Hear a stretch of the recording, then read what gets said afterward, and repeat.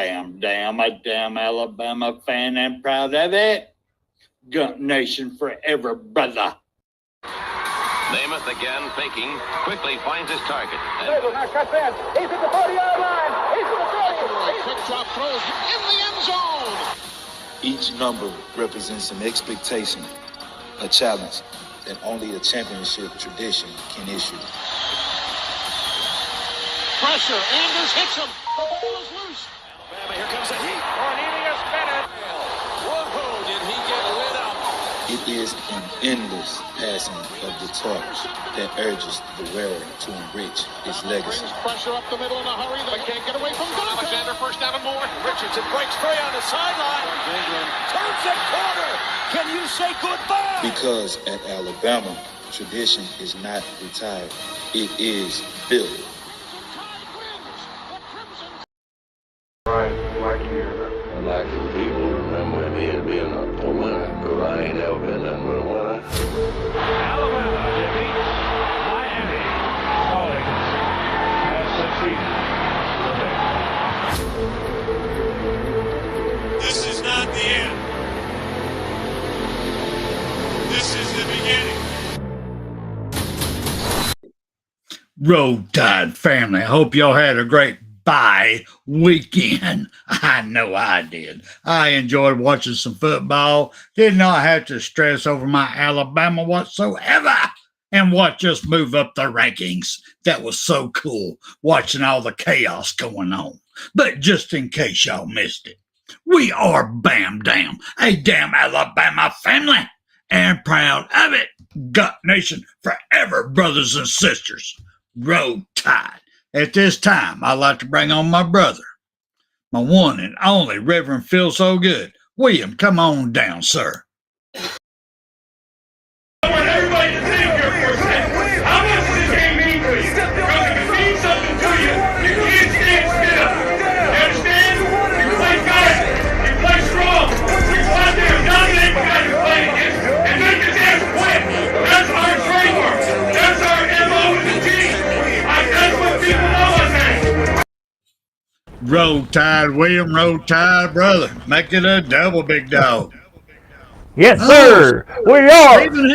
Stephen Hicks, there's your shirt, brother. You need to email us at bamdownsports@gmail.com to give me your information to get that shirt. That's all yours. Yes, sir. And we are the 29th Street Killer. We are the one that broke that there, and we are the three-peat killer. Roll damn tide, Alabama. Roll Tide. Roll Tide, brother. Roll Tide.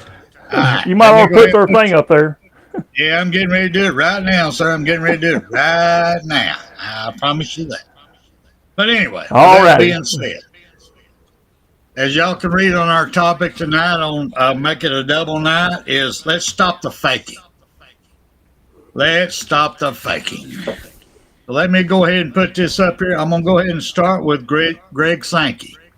He put out a memo, and I want to say thank you, Jeff, for being here. Thank you, little Joe. Thank you, everybody. I appreciate y'all. But I want to go ahead and get into this real quick. Greg Sankey put out a memo. And let me read off a little bit of it. Up here at the top, it says, Greg Sankey, Commissioner. He goes, this big old fancy word, fringed injuries. Here in the South, we call that fake injuries. You just faking it a little bit, you know. But as plainly as it can be stated, stop any and all activities related to faking injuries to create timeouts. The NCAA football playing rules assigned to the National Coordinator of Football Officiating the responsibility for determining its faking injuries has occurred. Basically what it is saying right here, let me just break it down. I ain't going to read all this because I'm just going to get all upset with it again. The language used in this is saying, would y'all please quit faking injuries? Moving forward, I will consider a faking injury to have been determined when a national coordinator states it is more likely than not that a faking injury occurred, that a player attempted to fake an injury or any other general statement from the national coordinator established the probability that a faking injury has occurred. Now here, I understand what he's going with this. I do appreciate it. Before I get all up in this, I'm just going to go down just a little bit more here, because it says, while the national coordinator frequently states that the actions of a fake injury can never be absolutely verified via video, which I agree with that. And I cannot say with absolute certainty if a player was truly injured. I agree with that. A fake injury will be found to have occurred unless the national coordinator accepts clear medical information established to a player to dispute the game for an injury timeout and modifies the fake injury findings at the time and manner. That's part what I'm about to get back to. That's where I have a problem with all this. As it says, your team should be prepared to complete fairly under the rules of the game. I am going to get into that on my next screen, but I want to go right here real quick. So how are they going to judge if somebody's faking injury? By what I'm seeing right here, how they're going to judge is if somebody can look on a video camera, basically like something Alabama did, where a player runs off the field fully healthy, gets to the sideline, and a coach pushes him back on the field, tells him to fall down. Well, I'm sorry, that's pretty evident. That man wasn't hurt. I agree with that. Now, I agree with that. Ole Miss. Quarterback looking back at his running back, putting his hand down and said, fall down. I agree with that. That kind of video evidence is pretty clear.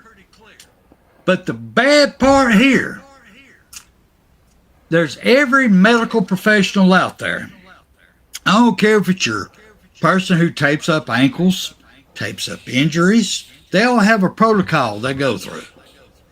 So the only thing they have to do is go out the field, say it's a cramp. They do their protocol. They're filling their leg up. They raise it up. They're flexing the toes. They're doing everything that you're supposed to do for a cramp. Then a guy gets up and walks off. How do you say, was he injured or not? William, what do you think, brother? That's the thing. What you just said in that last statement there, that's the thing. How can you tell whether it's real or not? Right. I know that everybody says that the coach pushed him. Maybe I missed that. Maybe he did. Maybe he didn't. I tried to download the video and couldn't do it because it's obvious. Okay. It's obvious. He pushed him. Anyway, go ahead. I'm saying, and football is a physical sport, and it's a rough sport, and if you're out there all night, and if it's hot, especially because I'm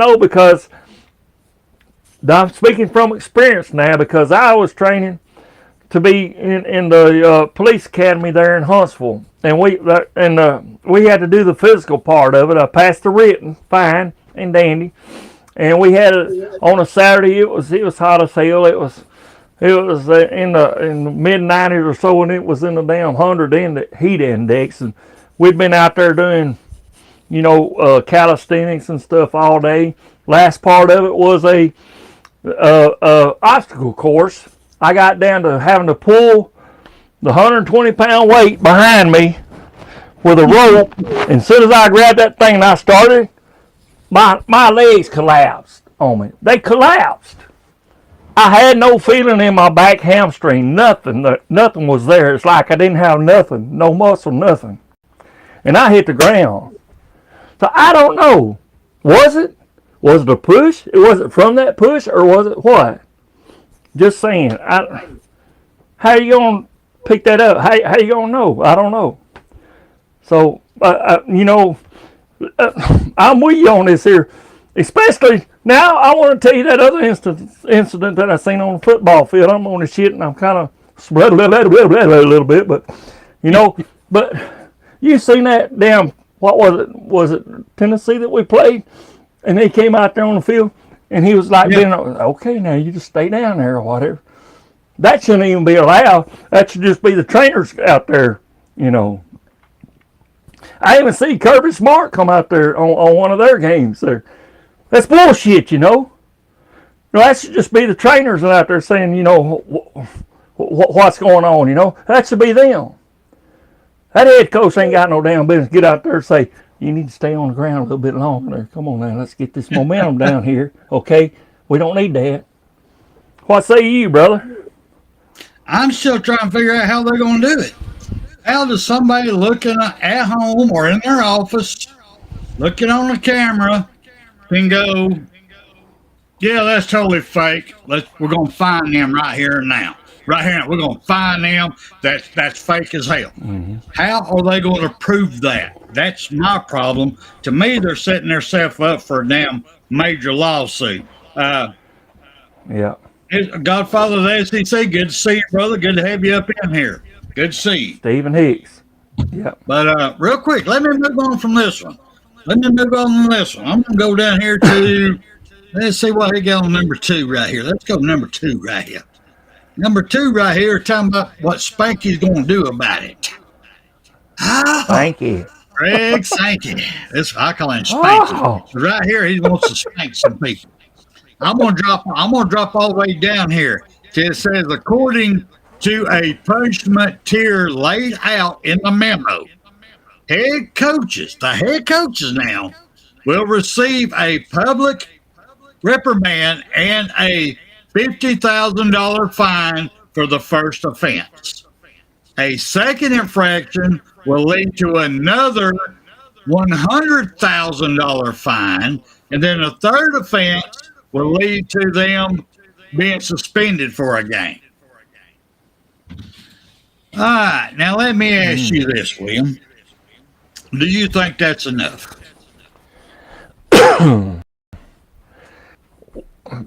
Depends on, you know, how many millions they got whenever they signed the dotted line there to be the coach there, you know.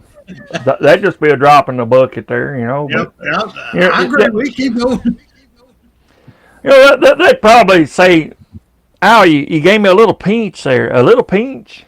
You know, and you know, even with 100,000, you just pinch me. Why you want to pinch me for like that?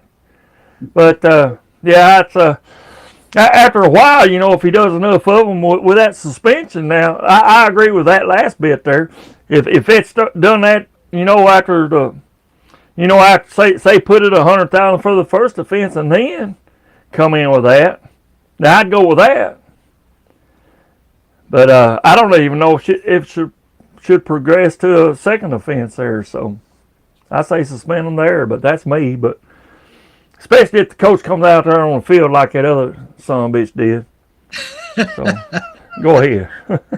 No, I agree with you, because I'm looking at this, I'm going, all right, so the coach who's making multi-million dollars now, they're making multi-million dollars now. A $50,000 fine to them is like a $5 fine to me. You're going to fine me $5. Okay. I'm going to do it anyway.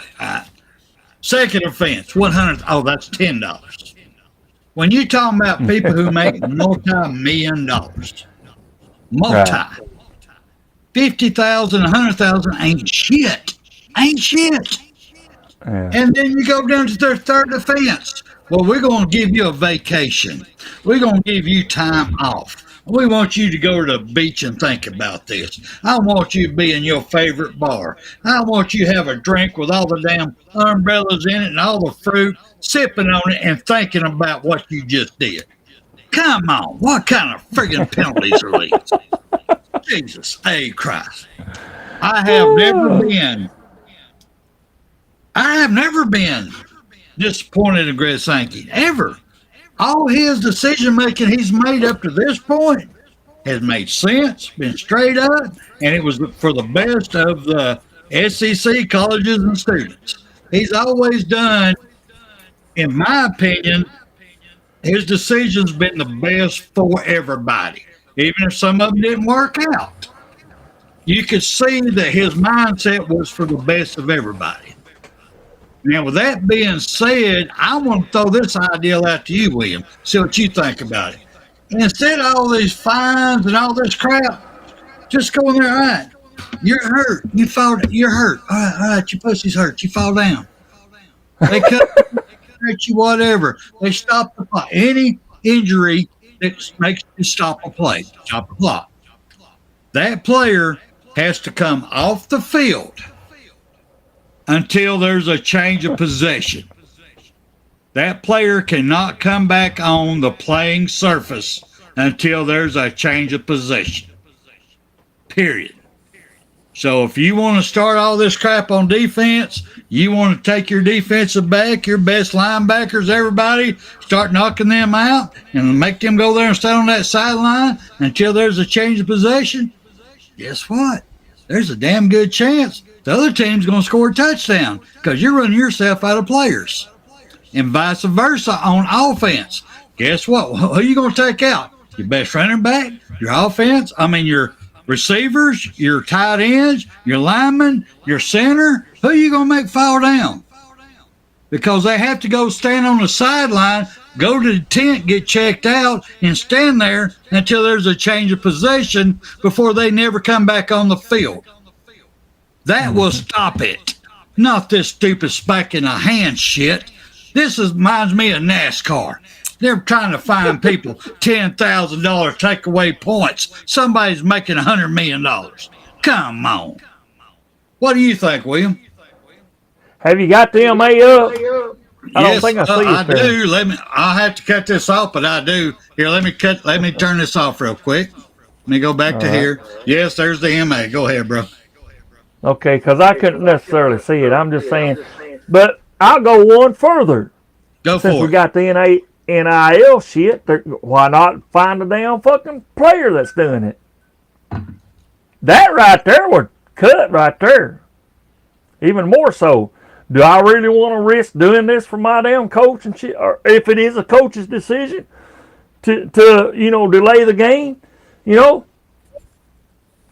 that right there would hit them more than what we're saying here, But like I say, it's NIL is only good for certain players, And are they the ones committing the offense? So I'm with you on the coaches. Yes, they need to be held accountable too. If they're calling from the sideline, whoever's got the headset in his helmet, hey, you need to tell him to go out there and do something. If that's happening, yeah, I see that. But if it's a player that's already got it, has been established as having NIL, take some of his NIL money. That would hurt them worse than it would the coach. But is that going to cause conflict between him and the coach? Of course it will. Especially if the coach is saying yes, and he's saying, I don't want to take my damn money. I'm not hurt. That would cut fake out of it. What do you think? Something to think on. Charles, once they've changed the rules now. Because technically, these players are pretty much paid employees now. They really are. So HR department gets in here, the rights get involved with this. Now you're going to have to prove to me, who gave me the order? He gave me the order. And then it's going to be his word against the coach's word. Who got to know this? Since the coach told me to do it. The quarterback told me to. It's going to be a whole lot of legal crap. Why avoid all that? Set their ass out until the ball changes hands again. They cannot come back in the game whatsoever until the ball changes hands again. Then they come back in the game. I like that. Because if you do it on offense, you cannot come back in the game until it's a turnover on downs or whatever. And then if you want to come back in on defense, go ahead. If not, you're going to have to wait till the turnover of them to ever come back in the game again. Defense the same way. That way you avoid all this legal crap. You make it plain and simple. You're hurt, You did a stoppage of the clock. We're doing this for your safety. This is how Sankey can get away with it. We're doing this for player safety. You get hurt, we're pulling you off. I want you to go to the tent. I want you to get checked out. I want you to get the best medical advice you can get. Then you can come out at come back in after a change of possession. I don't want you to come out, make a rational decision, come right back in on the next play. No, I want you to set out that whole possession. Legally, it's covered. Player safety. Everybody's happy. Shake a hand. Boom, boom, boom, boom, and they'll stop it. That's my. Yes. I mean, that's the way I see it. Mm-hmm.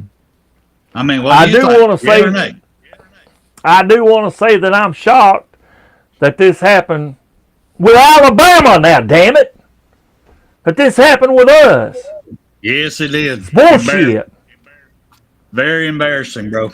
Very embarrassing. Blatant, just. He did. He did. That's bullshit, man. Show, Google it. Google it up. Google up the fact call. The first video is what Alabama did. Not all of Ole Miss's shit. What we did is the first video that comes up. And we did. We did it. Very embarrassing. I'm very upset about it, but we did do it. All right. You got anything else? I do want to know. Go ahead. Well, I do want to know, you know, there is a difference from what happened in that game and a difference whenever Tua got fucking hip put out a damn joint by fucking Mississippi State. That was fucking blatant bullshit there, you know. That was a damn injury. He couldn't get the fuck up. He couldn't. You know, that was two things there. One, it was a late unnecessary roughness. I agree with that. But two is he should have threw the ball away long before then. He held on the ball too damn long, let that defender get within striking distance of him. So that's two things, one on him, one on defensive player. Just saying. He created that issue where he could just throw the ball away and live for another down. That's just my opinion on that one. But do you think that was blatant, or do you think it was an accident that it happened that way? I'm gonna say accident. Now he did come in, he did move his body around, but I think he might have done that because Tua has a tendency to spin to the left, and he might have done that in case he spin, he still trips him. I'm gonna call that accident. Okay. Yep. All right, here we go. Let's bring up the next one here. All right. Scene number 3. Just so everybody knows, even though I'm putting these up, MA is still up there, just so everybody knows. All right. Scene number 3 right here. I want to talk a little bit about our good old fancy helmet communications we have practicing this year. Well, you got one on offense with a green dot. You got one on defense with a green dot communicating with one coach, either the head coach or whoever it might be, their OC, DC, whoever it is, they can communicate back and forth with. They started at this year, you know, to test it out. But obviously, everybody, all the colleges and everybody was thinking, okay, they're doing the same thing they did in the NFL. That's where we're going. We're doing everything in NFL now. That's where we're going with this. So NFL's doing it. They're scripted. Let's do this. So when they all signed on to it and they agreed to the big old contract with GSC, who's supplied all the headgear and communication devices, that nobody looked to see if the words encrypted was in the contract. So they've been playing this whole time this year with helmets and communications that a fan can sit up there in the stands with a VHF radio and keep turning it till they find the communication back and forth between the coach and players. Just like in NASCAR, they let you rent scanners. You go up there and you scroll through and you find your driver. Same thing. I mean, what do you think about that, William? Well, is that just for reception or for broadcasting? You know, both. Can they also broadcast off of that? You know, I don't know if they can broadcast. and They can hear what's being said. Here, let me break it down for you. A frequency coordinator made a discovery in late September 28th, if I remember correctly, while setting up for the Texas A&M Arkansas game at AT&T Stadium in Arlington, Texas. The coordinator notified the SEC of his findings, as well as Baylor and TCU, which forwarded the information to the conference. Football operation executives for the SEC, Big 12, Big 10, and ACC have worked together with GSC in the 4 weeks since investigation potential concerns have moved to encrypted platform. We have been aware of the issues and have stayed in communication with GSC and our colleague conferences as well as other schools. The SEC said Wednesday in a statement, "We are not aware of any instance of system being compromised during games. The GSC has developed an update to resolve the issue, and we have made our schools aware of their ability to update their systems at a time of their choosing." So what that tells me is that the GSC created a problem for a contract amount. Now they knew they left out something. So now they're coming up with an answer that's going to cost you more money if you want encrypted now. So did you like being able to talk to your quarterback? Yeah. Well, now you want to talk to him without nobody else hearing it? It's going to cost you this amount of money.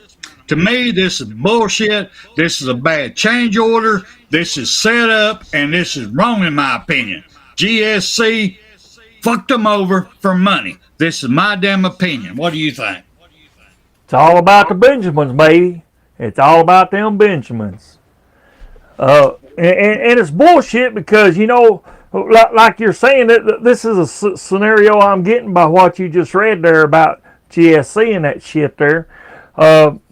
You know, they're hearing what's going on in the helmets, all right? That's what Right. your issue. They're hearing that on this receiver or whatever it is. And you know, he's probably got a two-way down there communicating with the other coach saying, okay, this is their move right here. There you go. Because we have them same radios where I work at, communicating between two-way radio. Yep. That's all it takes, you know. That's fucking bullshit. Fucking cheating ass shit. Bullshit. Damn it. And all this came Piss me off now. This all came You get me about stirred with up. Michigan cheating. Stealing signs, you remember? Stealing signs. This come from Michigan. Why? How this all started. So what are they doing now? Interesting. Mm-hmm. I see a big company just took advantage of the NCAA. NCAA attorneys are not smart enough to write a damn true contract. They don't know how to look at the underwriting. I've said it a million friggin' times. They got to go. The NCAA's got to go. Because the only thing, as we are growing, they have no damn clue what's going on. Right. This shit needs to stop. I'm certain they stop whatever they want to do. I don't give a damn. But this NCAA got to go because they are screwing over all the colleges because they don't have the, I don't know if it's the time, the willpower, the want to, the give a damn, or the fucking knowledge to look after all these colleges' contracts and well-being at all. because this is a simple contract. Simple contract. Y'all see it in NCAA. I mean, y'all see it in NFL. They all have. They got the communication element. Okay, cool, fine. What's the first thing I'm doing? I'm calling the NFL commissioner. Hey, dude, how y'all doing this? What's up with this? Well, we have a contract. It's scripted. We had to write this in the contract. Blah blah blah blah. All right, now you go to the same company. Well, this is what y'all doing for them. This is what you want going to do for us. No, they didn't. I'd be willing to bet that these assholes up there in the NCAA, these damn attorneys and all this, they went and bought stock in this damn company, GSC. They went and bought stock in their ass and then signed this damn contract. Big ass contract for all these helmets and all this shit. Which brought their stock up, more money. Ooh, now there's a problem. Oh my God. Oh, did anybody ever seen we need to be crypted? Oh, now we got a change order. Here's another multi-million and billion dollars worth of work. Ooh, look at my stock go up. I could be wrong on that, y'all. I have no proof of it. This is a gut check from me. This is gut me, because that's what Democrats do. This is bullshit. I'm telling you, this is what this is about. I could be wrong, but somebody's going to have to prove to me I'm wrong. Go ahead, William. What do you think? Yeah, and it's true what you said about the NCAA. Look, it all started with fucking what we've been talking about here. Even with CTS, we was talking about fucking NIL. We was talking about transfer portal. We was talking about all this shit here. And now you got this here helmet communication, which they approved. Let's be able to communicate shit there. And then that's right here opened up the whole world of damn technology and shit that we got this problem here with GSC. Or whatever the fuck it is. I'm on this shit, y'all folks. I got this right here with some good old eggnog in the cart. I have not put the first damn comment up here, so I'm worse than you are. I'm fired up on this shit. I'm sorry, y'all. I do apologize. I am fired up on it. That's I need somebody to come on and volunteer to run the board for me, because I get too wound up on this stuff, and I lose it. I tried to do the pull over there, but I block people when I do that. I'm gonna try here the last bit of the show. We got a half hour here, and I want y'all to let me know if it's good or bad to do the overlay. I got the overlay up here so you actually see it, but the people who are just coming on are coming in behind the TVMA. So you don't see yours till somebody else comes on. So I'm gonna do the rest of the show this way. Go ahead, William. I just want to say on what we're saying there about the NCAA shit there, and their problems there. There needs to be fucking checks and balances. We're in an election year, and we go by checks and balances. What have you done for me lately? And what can you do? But I don't want to hear you damn lies like in this damn election year shit there. But we're not a political shit, but we are about Alabama football and college football in general. And in CAA, you need to get your shit together instead of making just blatant shit there and just say, okay, we're going to allow this, we're going to allow this, we're going to allow this, we're going to allow this. You need to balance it. What are we going to do? What are we going to do if this right here fails? What are we going to do if it succeeds more than what it should on some things and less on others? What are we going to do to build that up? Bullshit, Get your checks and balances right first, and then we're all right. Everything will work out. The only thing NCAA worried about is their checkbook and how it balances. I'm telling you, they don't give a flying fuck about the colleges. They worry about their checkbook and how does it balance. Does it buying that yacht balance with their check come in? I'm telling y'all, it's money hungry fuckers. That's all it is. They don't give a flying fuck. They haven't gave a shit about any college football. But anyway, with that being said, let me move on and get my blood pressure up. My nipples are damn hard. They're about to pop off. I'm so damn mad. But anyway, let me go up here to scene number 4 real quick. All right, scene number 4. What we got right here now. All right. Let me break this down to you. According to the Allstate College Football Playoff Predictor, And this comes, I gotta give some damn kudos here. I actually got this over the TDA newsletter. This is part off their newsletter. It's a screenshot from them. So I gotta give some kudos for TDA. If y'all haven't already subscribed to TDA, please do it. It's a great organization. Stephen M. Smith, outstanding person. Great job to everybody over there. But according to the Allstate College Football Playoff Predictor, the Tide currently have a 56% chance to make it to the first 12-team college football playoff. Let me say that again for everybody that's tuning in later. As it stands right now today, the University of Alabama only has a 56% chance to make it to a 12-team playoff. 12-team. That alone scares the flying fuck out of me. That is sad as hell. 56% chance to make a 12-team playoff. That's sad, y'all. That is sad as hell. But however, the Crimson Tide chances skyrockets to 97% if they win out. Well, no shit. Really? Sherlock. Come on, Captain Obvious. We've been preaching this ever since they got their second loss to Tennessee. Only chance we got is to win out. That's the only chance, and hope for a fucking miracle, hope for chaos. We know that. Jesus damn Christ. Why they even put that in there, I have no damn clue. I really and truly don't. But anyway, I ain't going to go down all these other percentages. I just want to throw that up there right quick just to show y'all that everybody's talking what we've been preaching. William, go ahead, bro. Okay. On that, what you just said there. Yes. And everybody's looking, and whenever I looked and seen how the damn AP poll went this week there, I seen it, and y'all seen it too if you've seen it. But we're at 11, right? We are at 11. But if you look at our record there on the side of our name there, if you look on the side of our name, you'll see however many wins that we got minus 2 losses, okay? And I looked on down some down below us there, and is this rat poison? You know, I seen some that's minus 1 loss, minus 1 loss. You know they're gonna be putting some shit out there. I don't care.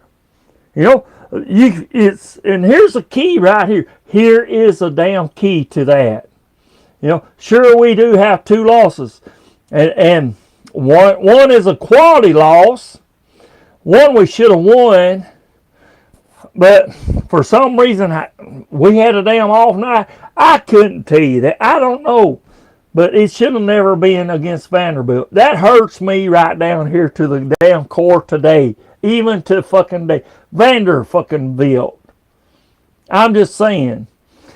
And then you got these others saying, well, we only got 1 loss. How come they moved up? And how come we, you know, here's your simple answer from the Reverend Phil fucking so good, because I'm on this shit, and I do feel fucking good. It's 50%. It's 50%. But you know, I've been kind of half and half with this regular Agnall. I'm saying, I don't care. We play quality teams. Have they? There it goes back to your strength of schedule. What strength of schedule have they done? And that's why AP's been the top from way back in the early 1900s. Way back. They looked at strength of schedule. That's how they determined that. And the bowl games, of course, you know. Back when bowl games mattered back then. So go ahead. I'm on this shit. Go ahead. No, you're bringing up a good point. I even got this one written down, but I've got to ask you. Okay. You made my little one brain cell bounce around on that muddy rocks I got going on up there. Who has a stronger strength of schedule than Vandy? I don't even know what their strength schedule is. I don't know. Well, they're picked to lose every damn game every year. They just made a bowl game. They just got 6 wins beating Auburn. Wow. They beat Alabama. Vandy owns the state of Alabama right now. They ran Texas to the hilt. I mean, come on now. I mean, really? Let's look at strength of schedule. When Vandy was decided that that's an automatic win, no matter who they played. Who has a stronger strength of schedule than Vandy? I don't think nobody. I think they win that discussion hands down. If anybody over there in the comment section want to prove me wrong, go for it. I mean, please go for it. But normally that's just a check mark win. No matter who they play. Well, Godfather seems to think Florida has got the better. I don't know. I'm just talking about the ones that's behind us. Florida back just to sucks, 14. Back to 14 where we was at. I'm just saying those that they put behind us. I couldn't tell you. I don't have that information in front of me, so I couldn't tell you. I know that we play some tough teams, and sure we play some shitty teams too, but they ain't real shit. Look at fucking Georgia, what they been fucking playing and shit throughout the fucking years and shit. Right. They ain't played fucking nobody. And what are they sitting at now? Up in the top 4, ain't they? Still. Who's that? Bullshit. Okay, let me pull up the AP poll. Let me pull the AP poll up right quick. Yes, Who you sir. want to know about now? Georgia's number 2. Okay. 7-1. They're followed by. And you know who the one loss is, right? Do what? And you know who the one loss is to, right? Yes, Alabama, way down there in 11. Yeah. Woo! There you go. But we have 2 losses, brother. One quality loss, I guess. We got 2 damn losses. Vandy and Tennessee. One quality. One quality. Okay, I'll give you that. It's kind of quality. Kind of quality. Okay, kind of. It's still 2 damn losses. It's still 2 damn losses. Okay. All right, go ahead. While you're fired up on this, I love this. Okay. That's the reason I wrote this down, because I knew this would be a good conversation between me and you. All right. Do you think a 3-loss team is going to get into a 12-team playoff?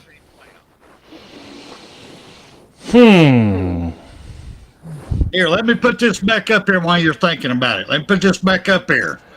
Oregon 9-0, Georgia 7-1, Ohio State 7-1, Miami 9-0, Texas 7-1, Penn State 7-1, Tennessee 7-1, Indiana 9-0, BYU 8-0, Notre Dame 7-1, Boise State at 12 7-1. We got 3 weeks to go.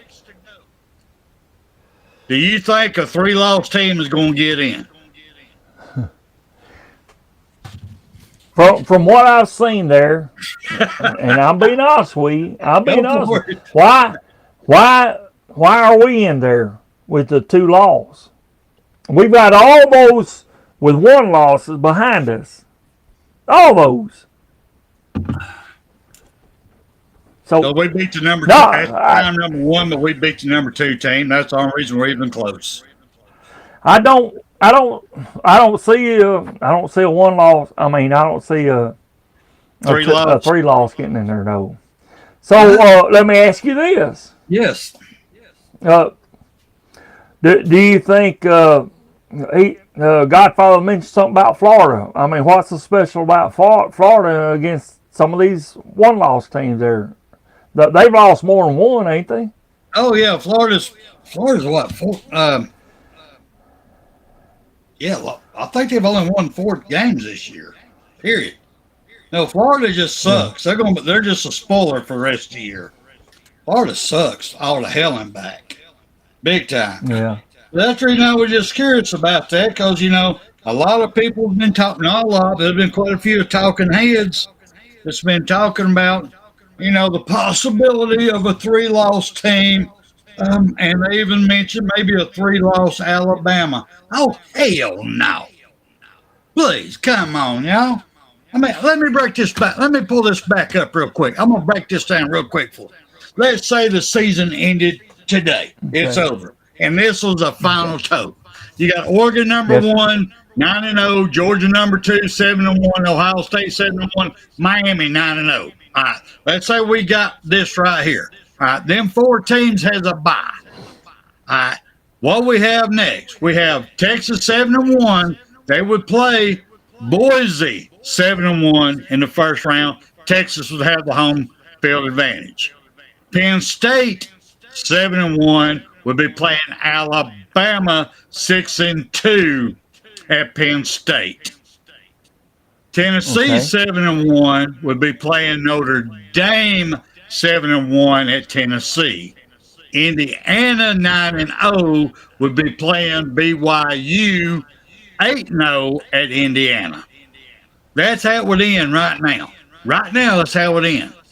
The reason they're doing all this because they're getting tired of the SEC being in there. Once they did with the BCS, and they went to the damn 14 playoffs, and they went, oh shit, we screwed up. Damn, now we're having SEC and SEC playing for the championship. Damn, we fucked up. Damn, well, we got to do 12 teams. We got to put 12 teams up in here. They did all this to keep the SEC out. So when they make their final decisions, do you think they're going to put more SEC teams in? No. They're looking for ways to keep us out. Alabama 6-2 ain't trying to get in. We have to win out. Everybody in the SEC has to win out. It's impossible, but they got to even have a fucking chance. We need a couple more weekends of chaos like we just got. I'm sorry, I don't it's see coming. it. I mean, I don't see it. I really don't. It's coming. I mean, good Lord. I mean, Jesus Christ. Anyway. Go ahead. I mean, you look at this here, and how is Indiana being in there because they've been irrelevant for many fucking years. But they're undefeated, dude. They're undefeated. Huh? They're undefeated. Look, well, what's their strength of schedule? Look, what's their strength of schedule? It don't matter. They're still undefeated. It don't matter their strength of schedule in the 12-team playoff. It mattered in the past. That's because you not matter in the past. 4 teams that did, but 12 teams that don't. That's my point I'm trying to make. That's fucked up. That's fucked the fuck up. That's fucked the fuck up. That's how they do it this year. I'm telling you, that's what they're doing. They're doing their damnedest to keep Alabama's SEC out of it. That's the only way they can do it. You can mark my word. Look right here. I'm marking it right here. Mark my words, Stan. You put it down somewhere. I don't care. Indiana will not go for a national championship. Let me mark that right there. Right now, everybody. Indiana will not be in the national championship. Are they going to make the playoffs? I don't think so. Right here, look at this right here. 12-team playoff in 4 teams. No. Go ahead. All right. Yeah, my time's running out quick, and I got 2 more pages to go. I got to pick and choose here. While we're on this subject, and you're fired up, okay. Let me ask you this. This weekend's game between Alabama and LSU, do you consider this an elimination game? Alabama, LSU. Yeah, I would say so, yes. I agree. It definitely is. Because, I mean, like we just talked about, I don't think a 3-loss team is going to get into the playoffs, period. It's 2 and above. I do not see a 3-loss team. So yeah, this is definitely an elimination game. It really is. Now, with that being said, what's their deal this year so far? Are they 11 or what? they will be eliminated once we beat them. Yes, we'll be eliminated. If we get beat, we're eliminated. If we beat them, they're eliminated. What's their losses so far? 2, just like us. Oh, okay. It's definitely, yeah. Hell yeah, I'll stand by that. Yeah. Okay, now with that being said, the biggest thing that most of the talking heads are talking about is the reason Alabama's going to have such a hard time is our running game against LSU. Is the running game. Our running game is bad. LSU's running game is bad. That's going to determine the game. Now, my problem I've got with that is Bama don't have a running problem. We just haven't been running the ball. We have a coaching problem. They have not been calling running plays. We did against Mizzou. That's a broken team. We finally got to run the ball, and they finally got a taste of success, how good that feels to run the ball. LSU, they ran the ball, and their offensive line, who's great as hell, sucked. They couldn't block it at nothing. And they're great. I mean, you look at them on paper, they have a great offensive line, but they have sucked all year. The running backs, I mean, they've got a bad running attack. They run all the damn time. So I'm sorry, it's not a running problem, talking heads, because Alabama chose not to run the ball. What do you think, William? Well, from what I hear, everybody seems to think in the chat that Caleb DeBoer took over the offense there against Missouri. So yeah, if he takes over in this and here, and they do, like you said, decide to run the ball better, we already know what Milroe can do, when he starts off running. So that's an added plus. I think we're going to be all right. With that being said, let me make it clear. I don't give a flying fuck who's making the calls. The OC's doing it. Heck, whoever's doing it, just win, baby. Win, baby, win. I don't give a damn who's making the call. Win, baby. That's all I'm saying, because that's all we can do. We win, we out. Win, baby. So whoever got win, baby. I don't give a shit if it's a cheerleader in the stand calling the damn plays. Let that woman do her pom-poms. Let's it win. All right? Just straight up. All right. Now, with that being said. Show us them cheerleading panties there. Yeah, go ahead. I'm on the shit. With that being said, I want to personally thank all the Tennessee Vol fans out there, especially every one of them that went to the game when Alabama lost to y'all at home. I want to thank every single one of y'all, because if it wasn't for the way y'all turned out, how loud y'all got, y'all put it off the Richter scales. Yeah, kudos. Y'all did what you're supposed to do. Kudos. But if it weren't for y'all for doing that, because I honestly believe these young coaches from up north had no clue how loud it gets at SEC games. I don't think they ever prepared enough on what we're going to do when our players can't hear shit. What we're going to do, how we're going to do it. And see, but they ain't hearing that slap. What the hell we going to do? I thank y'all in letting our coaching staff and our young players know what they've got to do to win the game down at LSU at a night game. Because them drunk-ass Cajuns, they try to get loud too. And they do get loud. I'm not saying they're louder than y'all, which I don't think they are on that night, because y'all were the loudest I've ever heard in the stadium. But I got to thank every single one of y'all for helping my team get prepared for the LSU game. What do you think, William? I agree. I hope we see a lot of damn crimson and white out there at Death Valley. I hope we see a whole lot of you out there. And I'm going to be watching the game, so I want y'all to be there and be loud and proud whenever Alabama scores. Wow! Roll, Tide, roll, baby! Go ahead. Now, with that being said, real quick, 'cause I know I'm running down here. I only got a couple minutes here. Yeah. All right, after watching this season, after this weekend, what just happened, all the chaos. William, who do you think is going to hire Coach Lee from Vandy next year? Is it going to be Auburn? Is it going to be Florida? Is it going to be Clemson? Going to be USC, Ohio State, or maybe Ole Miss because Kippy goes somewhere else next year? Who do you think is going to take the man from Vandy doing such a great job?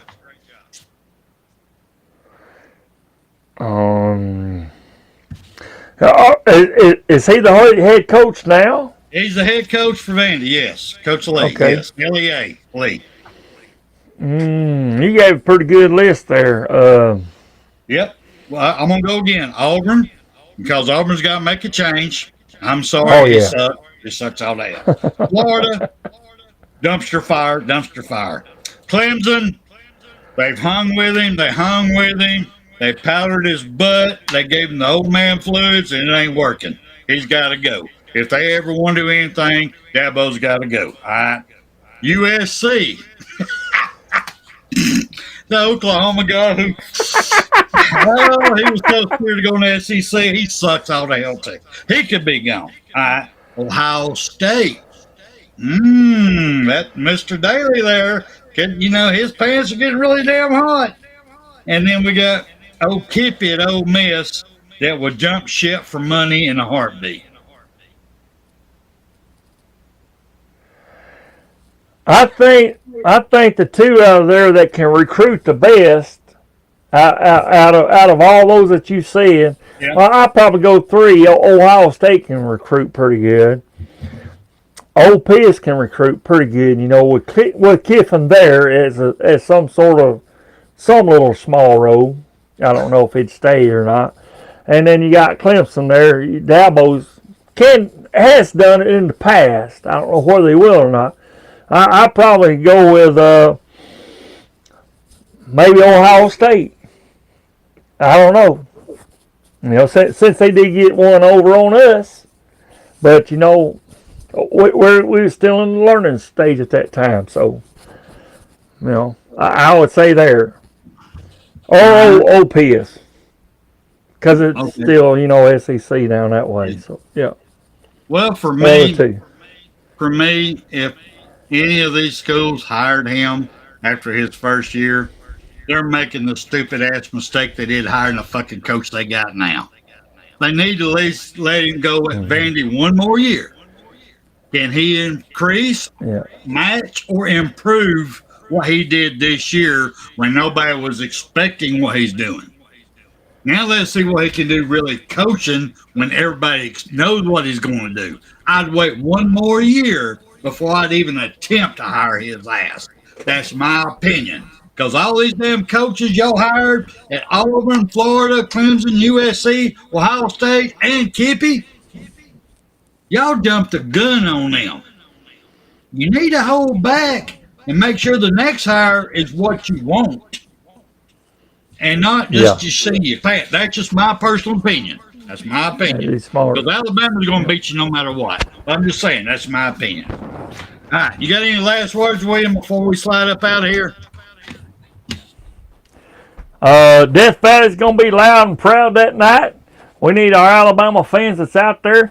If y'all can pass the word around and let's get a good showing there in Death Valley, and we make it loud and proud just as good, then we can come home with that big W. The big W. W. I get it right here. There you W. go, bro. We're on that That's shit. what we want. We're ready to double. All right, now, for me, first of all, Alabama Red, good to see you. Good to have you up in here. Straight up, good to have you. Sorry I have not been able to talk about it. I get fired up on this stuff. I dream we got to have a third party up in here running the board for me because I get fired up. But anyway, that being said, though, I appreciate everybody being here. Thank y'all so much. If you get an opportunity, please tap our app. We love our app. Get tapped. Okay, that right now. Tap a little bit. Hit that like button. We appreciate it. The other part is this week. Now, y'all, this is the week that I'm going to be announcing the winner come next Saturday on who gets the Mercer tickets and a free motel room for the home game over there. And don't think Mercer ain't a good game because we have to win out. We cannot lose one. I mean, Yes, the sir. Mercer game is an elimination game too, y'all. Straight up. Yep. We lose it, we're done. We lose this weekend, LSU, we're out. Playoffs. Every game is a win. So if y'all want to go in and watch a game, home game with Alabama, watching Alabama next step with a new coach, it's history. If y'all want to be there, we have the two tickets for you. We have a King Suite for you. Please go on to BAMA Sports at gmail.com. Tell me why tell me you want the tickets. And then we're all going to vote on it this week and announce it this coming Saturday. So there you go. If y'all have a chance, come on. It's last week. Y'all been putting it off. I know y'all think it's Mercer. Oh my God. Well, hell, we said the same thing about Vandy. We lost. Right. All right, y'all. Every game is important. That's up to y'all if y'all want to be part of this history or not. Anyway, with that being said, we're going to slide up out of here with the mighty Bear Bryant. Thank everybody being here. Thank everybody that's going to watch it. We appreciate y'all, and roll tide. Roll Tide. You have got to be better in all three areas of life, which of course are spiritual, mental, and physical. You must be able to discipline yourself. If you don't learn but one thing out of football, it'll be worthwhile. There's certain sacrifices that you will have to make. There are going to be many sacrifices you have to make in later life. To fight. Oh, I don't mean fist fight. I mean to get up and come back and get up and come back and get up and come back again after you've been knocked down. And that could happen to you in later life. But if it does, you're going to know how to handle it. There's no one that ever has or ever will accomplish anything alone. I've read about self-made men. That's Tommy rot, as far as I'm concerned. I don't even know how to define intangibles. And I know that if you learn these lessons, you'll have it. And if you have it, you'll win, and you'll be better prepared in those three areas of life that we've been talking about. That there are going to be times for everyone that you're going to get discouraged. But if you never lose sight of your objective and never give up on yourself, if we do that as a team, 11 at the time, 4 years from now, why, we'll be walking out of here